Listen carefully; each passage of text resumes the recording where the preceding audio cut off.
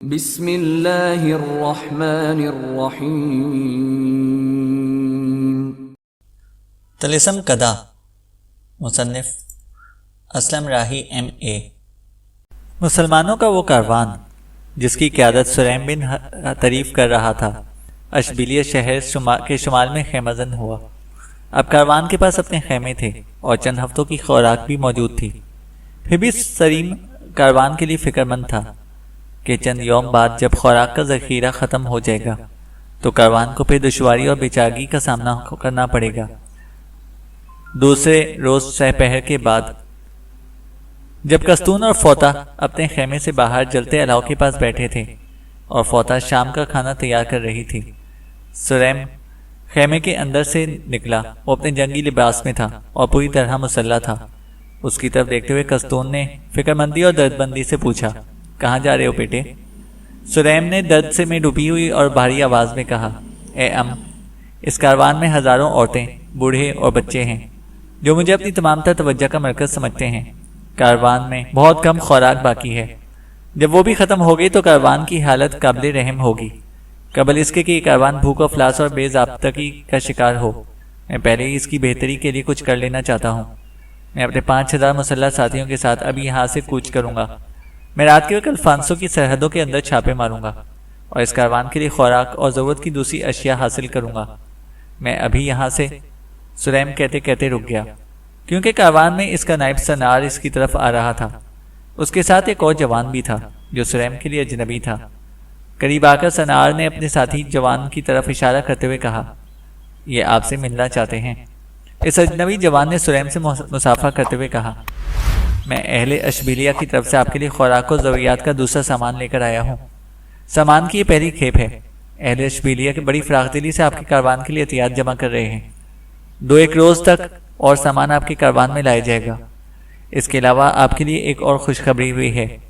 امیر یعقوب المنصور اپنے لشکر کے ساتھ مراکش سے اندلس میں داخل ہو چکا ہے۔ ان کا ہراول لشکر اشبیلیہ شہر کے جنوب میں خیمہ زن ہو چکا ہے۔ اس لشکر کے سالار امیر یعقوب المنصور کے وزیر اور سپہ سالار ابو بکر ہیں۔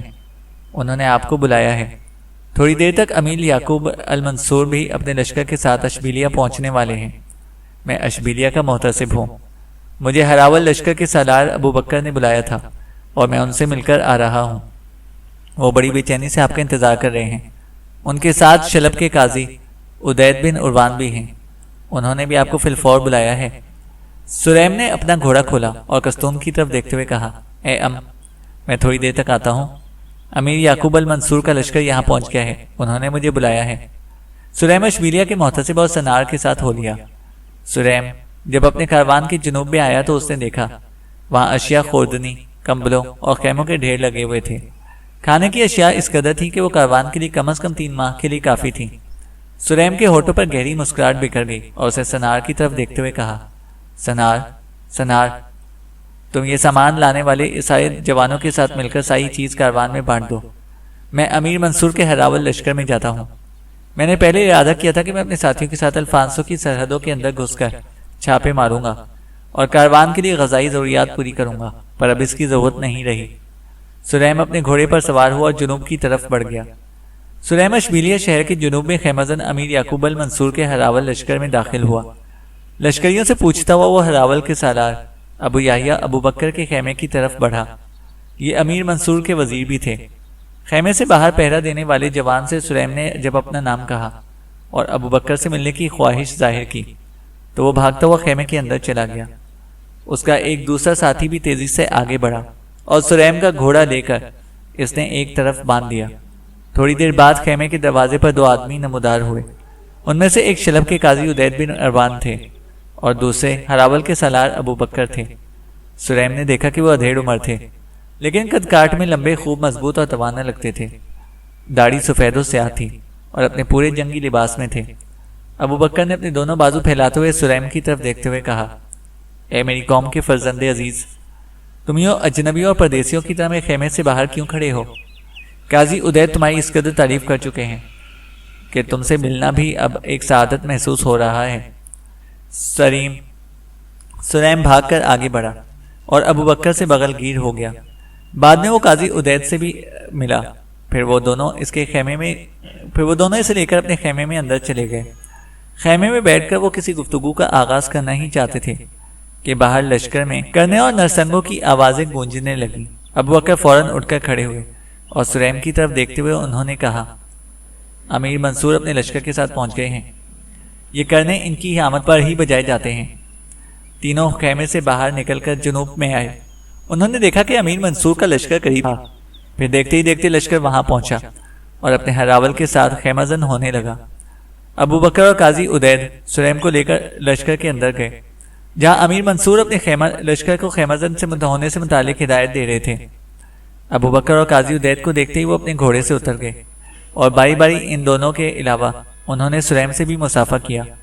وہ سوالیہ کیفیت میں سریم کی طرف دیکھ رہے تھے کہ ابو بکر نے بولتے ہوئے کہا، اے امیر، یہ سریم بن طریف ہے، وہی سریم بن طریف جس کی تعریف قاضی عدید کرتے رہے ہیں۔ امیر منصور چند ساعتوں تک بڑی شوق اور مسکراہٹ میں سریم کی طرف دیکھتے رہے۔ انہوں نے آگے بڑھ کر سریم کو اپنے ساتھ لپٹاتے ہوئے کہا، اے اندلس کے فرزندے مہربان، تم نے الفانسو اور سینکو کے ہاتھوں بے گھر ہونے والی عورتوں کی عصمتوں کی حفاظت اور بوڑھوں بچوں کی جان کی حفاظت کر کے میرے دل میں اپنے لیے ایک بیٹے جیسی محبت اور شفقت پیدا کر لی ہے۔ اے طریف کے بیٹے، تم اپنے کاروان پر حملہ آور ہونے والے دشمن کو باولے کتے کی طرح مار مار کر دور ہٹاتے رہے۔ خدا کی قسم، مایوسی کے اس اندھیرے میں تم نے اپنی خون آشام تلوار سے جو اپنے مسلمان بھائیوں کی حفاظت کی ہے، میرا مہربان اور باخبر رب تمہیں یقیناً اس کارکردگی کا صلہ ضرور دے گا۔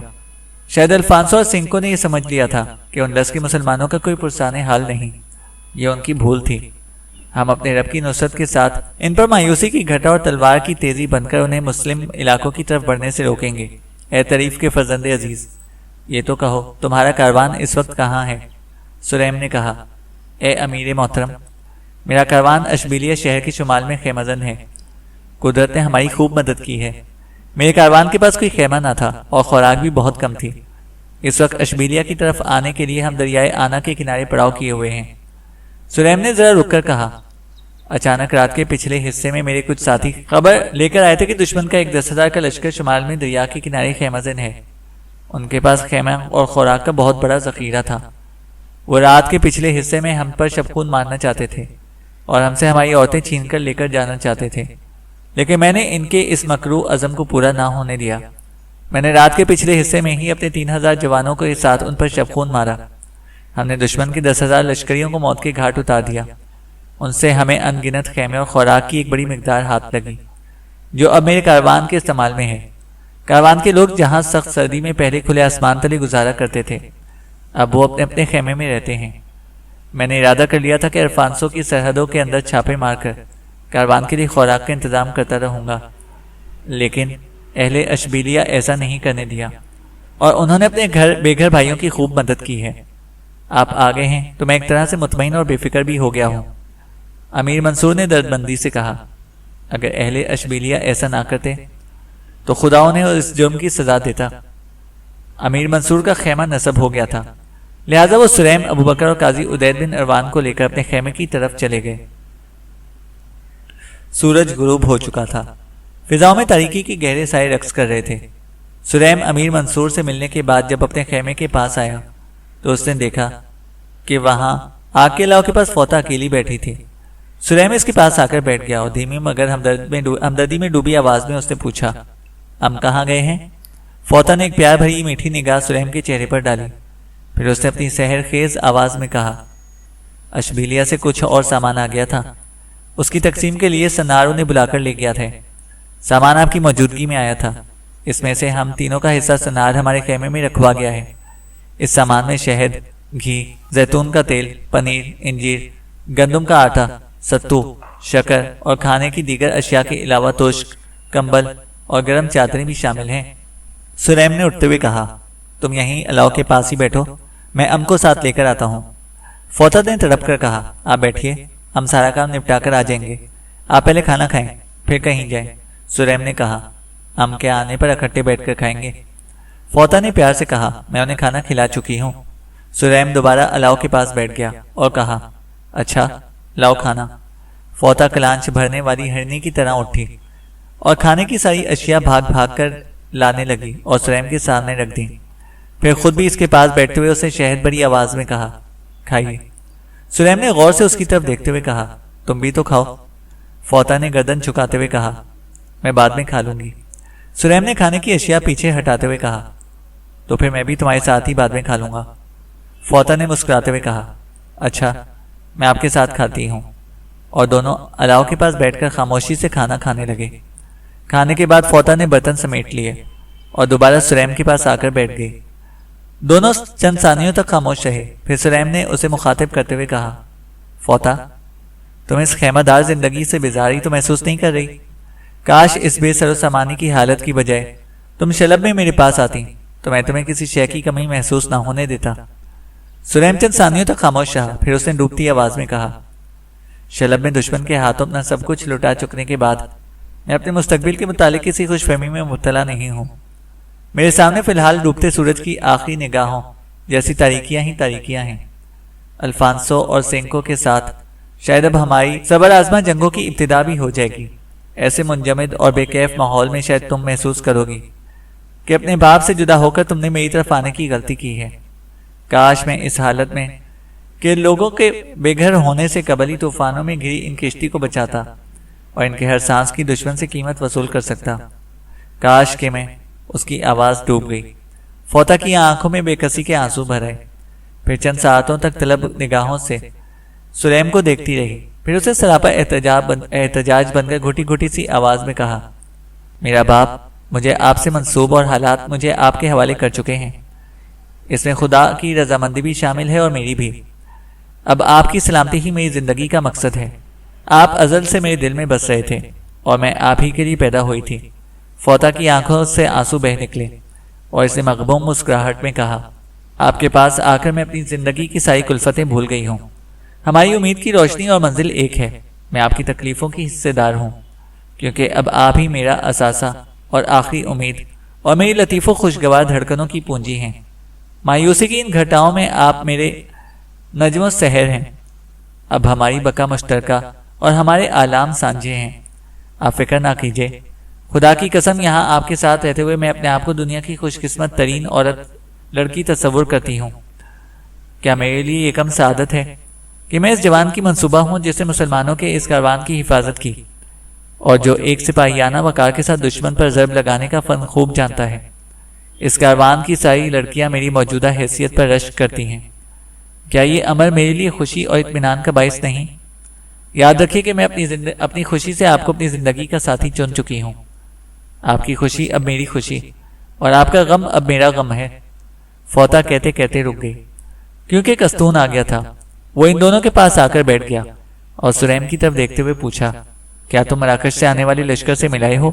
سلیم نے کہا، ہاں میرے وہاں پہنچتے ہی امیر منصور بھی اپنے لشکر کے ساتھ پہنچ گئے تھے۔ ان سے بھی میری ملاقات ہوئی ہے۔ انہوں نے میری خوب حوصلہ اور عزت افزائی کی۔ قاضی عدید بن عروان بھی وہیں تھے۔ میں نے انہیں اپنے ساتھ لانے کی کوشش کی لیکن امیر منصور نے انہیں اپنے پاس روک لیا ہے۔ امیر منصور اپنے لشکر کے ساتھ کل یہاں سے الفانسو کی طرف کوچ کریں گے۔ میں اپنے 5000 ساتھیوں کے ساتھ بھی ان کے ساتھ شامل ہوں گا۔ امیر منصور نے مجھے اپنے ہراول لشکر میں ابو یحییٰ ابو بکر کا نائب بنا کر رکھا ہے۔ سنا ہے کہ سینکو نے پرتگال کے سارے عساکر کو الفانسو کی تحویل میں دے دیا ہے۔ وہ بذات خود جنگ میں حصہ تو نہ لے گا لیکن اس نے اپنی ساری قوت الفانسو کے سپرد کر دی ہے۔ ہمارا خدا ہمارے ساتھ ہے، وہ ہماری مدد کرے گا۔ کستون نے بڑے پیار سے کہا، صبح تم نے کوچ کرنا ہے تو پھر اٹھ کر آرام کر لو۔ اور تینوں آگ کے الاؤ کے پاس سے اٹھے اور اپنے خیمے کے اندر چلے گئے۔ الفانسو کو بھی امیر منصور کے آنے کی اطلاع ہو گئی تھی، لہذا وہ اپنے اور سینکو کے متحدہ لشکر کو لے کر نکلا۔ اس لشکر کی تعداد 4 لاکھ تھی اور الفانسو نے ارادہ کر لیا تھا کہ اس قدر بڑے لشکر کی مدد سے وہ مسلمانوں کو اندلس سے ہمیشہ کے لیے نکال کر رکھ دے گا۔ الفانسو اپنے لشکر کے ساتھ شہر بطلیموس کے قریب دریائے آنا کے قریب ایک ناہموار میدان میں خیمہ زن ہوا۔ جنگ کے لیے میدان اس نے خود چنا تھا۔ مسلمان میدان کو فیصل الجدید اور عیسائی الارق کا نام دیتے تھے۔ الفانسو کو اس میدان میں مسلمانوں کے ساتھ جنگ کرنے کا یہ فائدہ تھا کہ جہاں وہ اپنے لشکر کے ساتھ میدان میں خیمہ زن ہوا، اس میدان کے پیچھے پہاڑ کے اوپر الارق نام کا ایک بہت بڑا اور مضبوط قلعہ تھا۔ الفانسو ضرورت کے وقت اس قلعے میں پناہ بھی لے سکتا تھا۔ آج کل اس قلعے کا نام سانتا ماریا ہے اور یہ اسپین کے ضلع کل تراما میں ایک مشہور تاریخی جگہ سوادری ال سے 7 میل جنوب مغرب میں ایک چوٹی پر واقع ہے۔ امیر منصور کو جب الفانسو کے میدان الارک میں خیمہ زن ہونے کی اطلاع ملی، انہوں نے بھی اشبیلیہ سے الارک کا رخ کیا اور عین الفانسو کے لشکر کے سامنے خیمہ زن ہوئے۔ کچھ مسلمان دشمن کی زبردست جمعیت اور جنگی ساز و سامان کو دیکھ کر مرعوب ہو گئے تھے، کیونکہ 4 لاکھ دشمن کے سامنے ان کے لشکر کی تعداد کل 40,000 تھی۔ دوپہر کے وقت امیر منصور الارک کے میدان میں خیمہ زن ہوئے تھے اور ظہر کے قریب الفانسو نے صفیں درست کر کے جنگ کی تیاریاں شروع کر دیں۔ شاید وہ مسلمانوں کو آرام کرنے کا موقع فراہم نہ کرنا چاہتا تھا۔ امیر منصور نے بھی اپنے لشکر کی صفیں درست کی۔ کلب انہوں نے اپنے پاس رکھا، ہراول لشکر ابو یحییٰ ابو بکر کو دیا اور سلیم کو اس کا نائب رکھا۔ میمنہ کا سردار اپنے بیٹے حاجب عبداللہ بن یعقوب کو بنایا اور میسا کی کمان امیر منصور کے چچا عبداللہ بن یوسف کے ہاتھ میں تھی۔ جنگ شروع کرنے سے قبل امیر منصور الارک کے میدان کی پتھریلی زمین پر خدا کے حضور مسجود ہو گئے۔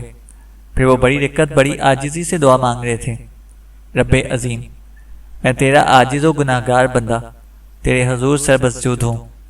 اگر میرے خون سے اندلس کے مسلمانوں کی آبیاری ہو سکتی ہے تو میرے مولا میں حاضر ہوں۔ پھر امیر منصور بیٹھ گئے اور دونوں ہاتھ پھیلا کر وہ بڑی دردمندی اور وجد میں کہہ رہے تھے، مولا کریم، میں 40,000 نفوس اندلس میں تیرے نام کو بلند کرنے کی خاطر لایا ہوں۔ اگر انہیں تو نے سرفراز نہ کیا تو اندلس کے اندر مسلمانوں کے تار دامن کو کون سیے گا؟ بکھری داستانوں کے اوراق کون اکٹھے کرے گا؟ سر برہنہ عصمتوں کی کون حفاظت کرے گا؟ آگ اور خون کے طوفان کے سامنے کون تیرا عظیم نام لے کر کفارہ ادا کرے گا؟ اے میرے رب عظیم، مجھے توفیق دے کہ میں دشمن کی الغار اور اس سیلاب کے ریلے کو روک دوں۔ میں تیرے سامنے اپنی عاجزی اور اپنے آنسوؤں کی پونجی پیش کرتا ہوں۔ اسی سرزمین میں تو نے کشتیاں جلانے والے رجل عظیم کو اپنی مدد سے فتح عطا کی۔ اسی سرزمین میں تو نے امیر یوسف بن تاشفین کو اپنی نصرت دے کر کامرانی سے ہمکنار کیا۔ مجھے بھی ہمت دے کہ میں اپنی بھیڑوں کی گلہ بانی کروں، ڈوبتی کشتی کا ناخدا بن کر اسے سہارا دوں اور تیرے نام کے سہارے اپنی قوم کی ستوت کے ایوان استوار کروں۔ رب عظیم، اس شر و ازر اور پرآشوب وقت میں دفاع کی آخری امید لے کر تیرے سامنے حاضر ہوں۔ مسلمانوں کی تالیف قلوب کر اور مجھے ہمت دے کہ میں اس شورا پشت کو مار بھگاؤں۔ الہی، تو ارحم الراحمین ہے، میری مدد فرما، آمین۔ دعا ختم کر کے امیر منصور اٹھ کھڑے ہوئے۔ ان کا دامن ان کے آنسوؤں سے پر تھا۔ ان کی حالت دیکھ کر ان کے لشکریوں پر رکت اور ایک نیا جذبہ و جوش طاری ہو گیا۔ امیر منصور اپنے قریب کھڑے ابو بکر، سلیم، عبداللہ اور عبد الرحمن سے کچھ کہنے ہی والے تھے کہ دشمن کی طرف سے ایک ٹیمپلر اپنا گھوڑا دوڑاتا ہوا میدان میں اترا اور اپنی تلوار فضا میں کر کے اس نے مسلمانوں کو مقابلے کے لیے للکارا۔ اسلامی لشکر سے کئی جوان اپنے گھوڑے دوڑاتے ہوئے باہر نکلے اور اس غرض سے امیر منصور کے گرد جمع ہوئے کہ اس ٹیمپلر سے مقابلہ کرنے کی اجازت حاصل کریں۔ سلیم بھی اپنے گھوڑے کی باگ تھامے امیر منصور کے سامنے آیا اور کہا، امیر، مجھے اجازت دیجیے کہ میں اس ٹیمپلر کے مقابلے کے لیے میدان میں اتروں۔ میں ان کے جنگی آداب سے خوب واقف ہوں۔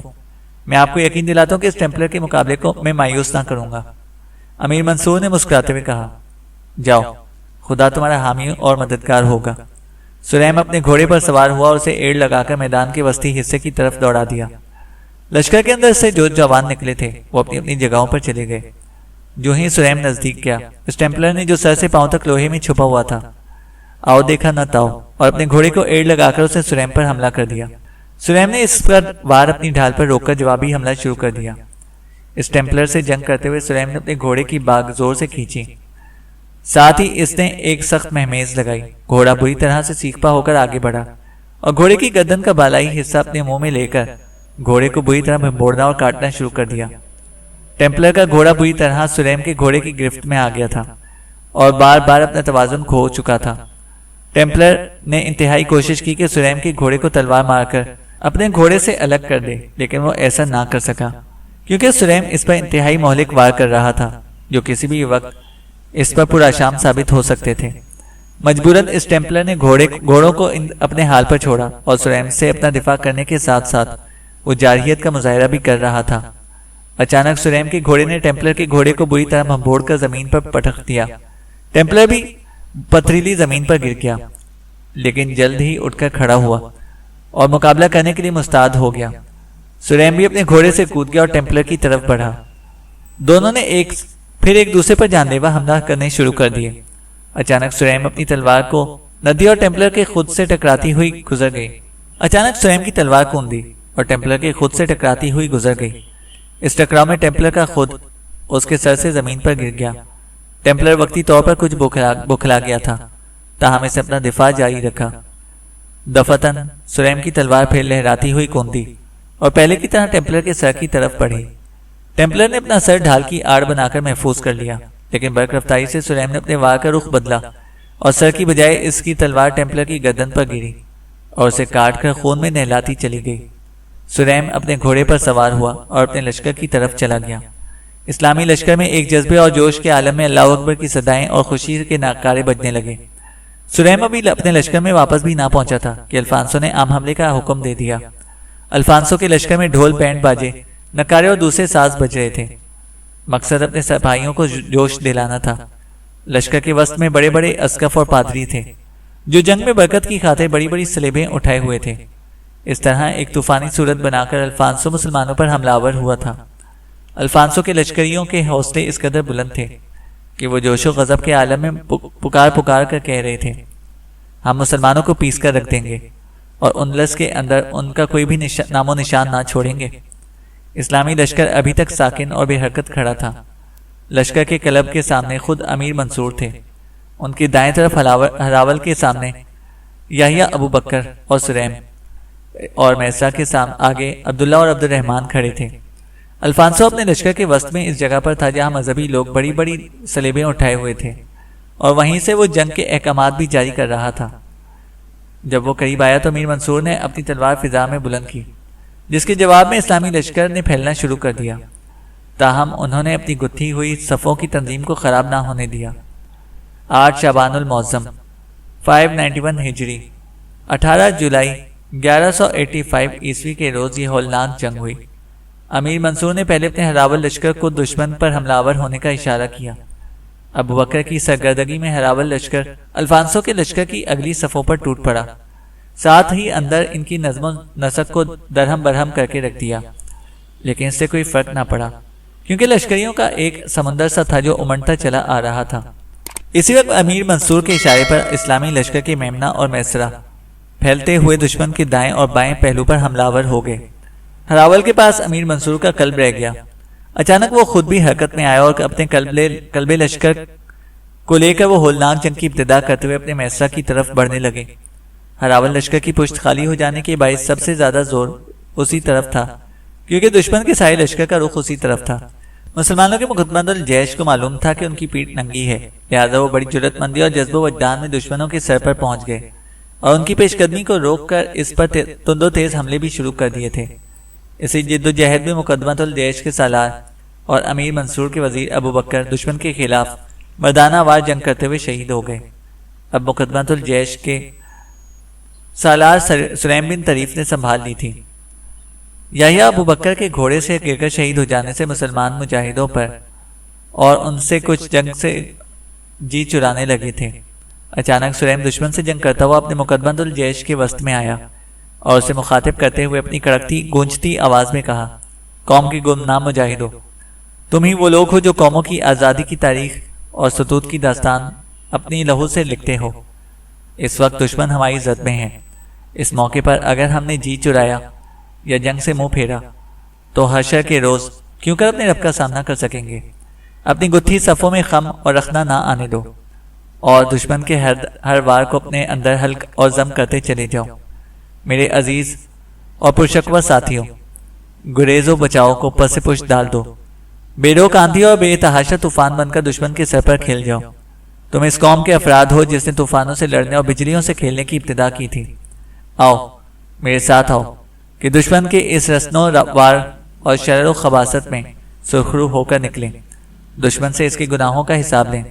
آؤ میرا ساتھ دو کہ اپنی ملت کی فلاح، اپنی قوم کی عظمت کے لیے دشمن کے سینے میں زہر آلود خنجر بن کر اتر جائیں۔ خدا ہر شے کو دیکھ رہے ہیں۔ آؤ اپنے رب کے مقدس نام کا نعرہ ماریں اور دشمن کی صفوں کے اندر انتشار اور بے چینی پھیلا دیں۔ سلیم بن طریف کے الفاظ کا مقدمت الجیش پر خاطر خواہ اثر ہوا۔ مسلمان مجاہدین بے سکون سمندر سے ایک طوفان کی شکل اختیار کر گئے۔ ہر طرف ہر سو اللہ اکبر کی بلند آوازیں سنائی دینے لگیں اور ہراول لشکر کے ایک نئے جذبے، ایک انوکھے جوش میں دشمن کی صفوں کے اندر بگاڑ اور ساسیمگی پیدا کرنے لگا۔ عین اسی وقت امیر منصور اپنے مرثا کی مدد کرتے ہوئے قلب لشکر لے کر دشمن کے پیچھے چلے گئے اور پھر انہوں نے پشت کی طرف سے اس زور کا حملہ کیا کہ دشمن کی قوت کو بری طرح ادھیڑ کر رکھ دیا۔ جس وقت مقدمۃ الجیش سریم کی سرکردگی میں تکبیریں بلند کرتا ہوا دشمن کے اندر گھستا چلا جا رہا تھا، مسلمانوں کا میمنہ اور مرثا بھی ان کی تکبیروں کے جواب میں اللہ اکبر پکارتے ہوئے پورے ولولے اور انتقام میں الفانسو کے لشکر پر حملہ آور ہو گئے تھے۔ چاروں طرف ایک قہر اور شور مچ گیا تھا۔ مسلمان مجاہدین ہر سمت سے شاہینوں کی طرح امڈ امڈ کر حملہ آور ہو رہے تھے۔ سارے بدو، عرابی، صحرا نشین، بربر اور ترک ہونا بھول گئے تھے۔ صرف ایک مسلمان کی حیثیت سے وہ اپنی انفرادیت کو اجتماعیت میں بدل کر دشمن کے سامنے ایک اکائی بن کر کھڑے ہو گئے تھے۔ چاروں طرف بلند ہونے والی اللہ اکبر کی صداؤں کے اندر دشمن کے سپاہیوں کی چیخ و پکار لمحہ بہ لمحہ بلند اور زیادہ ہوتی جا رہی تھی۔ مسلمان سوار سنسناتے تیروں کی طرح گھوڑوں پر جنگ میں تیزی سے کاوے کاٹ کاٹ کر ہر طرف نادیدہ و ناشنیدہ لرزہ طاری کرنے لگے تھے۔ سردی کے باوجود گھوڑے پسینے میں بھیگ رہے تھے، فضائیں بوجھل ہو رہی تھیں اور موسم خاموش تھا۔ مسلمان ایک دوسرے کی پکار پر لبیک کہہ رہے تھے اور جوالا مکھی کا دہانہ بن کر اپنی آخری ضربوں پر اتر آئے تھے۔ الفانسو نے مسلمانوں کے اس حصار کو توڑنے کی انتہائی کوشش کی لیکن اسے ناکامی ہوئی۔ مسلمان اب اس کے سامنے تانبے کی طرح سخت اور طوفان باد و باران کی طرح خطرناک تھے۔ الفانسو کا لشکر مسلمان مجاہدین کے ہاتھوں کٹتا جا رہا تھا اور وہ بڑی بے بسی سے دیکھتا تھا۔ 40,000 نے 4 لاکھ کو کاٹ کاٹ کر اب ان کی تعداد اپنے آپ سے بھی کم کر دی تھی۔ الفانسو کے لشکری اپنی جانیں بچانے کی خاطر اب ادھر ادھر بھاگنے لگے تھے۔ ان کی شکست اب واضح اور صاف ہو گئی تھی۔ جب سورج غروب ہو گیا تو اور اندھیرا پھیلنے لگا تو الفانسو میدان جنگ سے نکل کھڑا ہوا اور اپنی پشت پر پہاڑ کے اوپر الارک کے قلعے میں جا کر محصور ہو گیا۔ جنگ میں مسلمان پوری طرح فتح مند اور سرخرو ہو کر نکلے تھے۔ الارک نام کے قلعے اور میدان کے باعث یہ لڑائی جنگ الارک کے نام سے مشہور ہوئی۔ یہ جنگ دنیا کی چند اہم ترین جنگوں میں شمار کی جاتی ہے۔ اس لڑائی میں الفانسو کے 1,46,000 سپاہی مارے گئے، 30,000 مسلمان سپاہیوں کے ہاتھوں قید ہوئے، زخمیوں کی تعداد اس کے علاوہ تھی۔ جب امیر منصور نے الفانسو کے لشکر پر قبضہ کیا تو وہاں سے 1.5 لاکھ خیمے، 4 لاکھ گدھے، 1 لاکھ خچر، 80,000 گھوڑے، 70,000 مختلف وضع کے زرہ بختر اور اس کے علاوہ ہزاروں کی تعداد میں تلواریں اور دوسرا سامان ان کے ہاتھ لگا۔ خوراک کے سامان کے علاوہ زر و جواہر کے اس قدر ڈھیر تھے جن کا شمار بھی نہ کیا جا سکتا تھا۔ رات ہی رات اس مال غنیمت کا ایک حصہ امیر منصور نے اپنے لشکر میں تقسیم کر دیا اور سپاہیوں کو اس قدر مال غنیمت ملا کہ وہ آسودہ ہو گئے۔ مال غنیمت کی اس فراوانی سے اندلس کے مسلمان علاقوں پر خاطر خواہ اثر پڑا اور تمام اشیاء سستی ہو گئیں۔ ایک غلام 1 درہم میں اور نصف درہم میں، گھوڑا 5 درہم پر اور گدھا 1 درہم پر فروخت ہونے لگا جو ان مسلمانوں کے ہاتھ لگا۔ اس سے پتہ چلا تھا کہ الفانسو نے مسلمانوں کے خلاف جنگ کرنے کے لیے کس قدر بھیانک تیاری کی تھی۔ امیر منصور کو خبر ہو گئی تھی کہ الارک کے میدان سے بھاگ کر الفانسو نے اپنے بچے کھچے سپاہیوں کے ساتھ الارک کے قلعے میں پناہ لے لی ہے۔ یہ قلعہ نہایت مضبوط اور سنگین پتھروں سے تراشا ہوا دوہری فصیل کا تھا۔ امیر منصور نے رات ہی رات جنگل سے درخت کٹوائے اور صبح تک انہوں نے قلعہ الارک میں الفانسو کا حصار توڑنے کی خاطر منجنیقیں بنا لی۔ اگلے دن اس نے اپنے لشکر کو آرام کرنے کا موقع دیا، تاہم سپہر کے قریب امیر المنصور اپنے لشکر کے ساتھ قلعہ الارک کی طرف کوچ کیا اور پہاڑ کے اوپر جا کر اپنے خیمے نصب کیے۔ الفانسو نے قلعے کے چاروں طرف تیر انداز بٹھا دیے جو زہریلے تیروں کے علاوہ آگ لگانے والے آتشی تیروں سے بھی مسلح تھے۔ جب جنگ شروع ہوئی تو شروع میں ان تیروں سے مسلمانوں کا کچھ نقصان ہوا، لیکن اس کا سدباب کرتے ہوئے انہوں نے فوراً اپنے سامنے پتھروں کے دمدمے اور منجنیقوں کے سامنے پتھروں کی دیواریں کھڑی کر لی تھیں۔ اس طرح منجنیقوں پر کام کرنے والے، دشمن پر تیر اندازی کرنے والے مسلمان پتھر کے دمدموں اور دیواروں کے پیچھے محفوظ ہو گئے۔ شام سے پہلے اسلامی لشکر نے بڑے بڑے پتھر برسا کر قلعہ الارک کی بیرونی دیوار جگہ جگہ سے توڑ کر رکھ دی اور اس میں اس قدر بڑے بڑے سوراخ بن گئے کہ جن سے کئی آدمی اکٹھے اندر جا سکتے تھے۔ الفانسو نے جو الارک کی بیرونی فصیل کو مسمار ہوتے دیکھا تو اس نے اپنے لشکر کو اندرونی فصیل پر منتقل کر لیا۔ امیر منصور نے بھی اپنے لشکر کو آگے بڑھا لیا۔ اب انہیں پتھر کی دیواروں اور دمدموں کی ضرورت بھی محسوس نہ ہو رہی تھی، اس لیے کہ پہلی فصیل کے ملبے کو ہی آڑ بنا کر استعمال کر رہے تھے۔ امیر منصور نے اس بار اس قدر تیز اور برق رفتاری سے قلعے کے اندر سنگ باری کرائی کہ الفانسو کے اوسان خطا ہو گئے۔ اس سنگ باری سے قلعے کے اندر اس کے ہزاروں سپاہی مارے گئے، اور غروب ہونے کے تھوڑی دیر بعد مسلمانوں نے دوسری فصیل بھی توڑ پھوڑ کر رکھ دی۔ اپنی مکمل شکست تسلیم کرتے ہوئے رات کی تاریکی میں تلیتلا شہر کی طرف الفانسو بھاگ گیا۔ بقول علامہ عبد الواحد مراکشی، جو اس جنگ کے چشمدید مورخ ہیں، الفانسو کے ساتھ 30 سالارانِ فوج رہ گئے تھے۔ انہوں نے اس جنگ کو لکھا ہے کہ یہ ایک بلا تھی جو الفانسو اور اس کے لشکر پر نازل ہوئی تھی۔ چینل کو سبسکرائب کریں اور بیل آئیکن کو پریس کریں تاکہ ہماری ہر اپڈیٹ آپ کو بر وقت مل سکے۔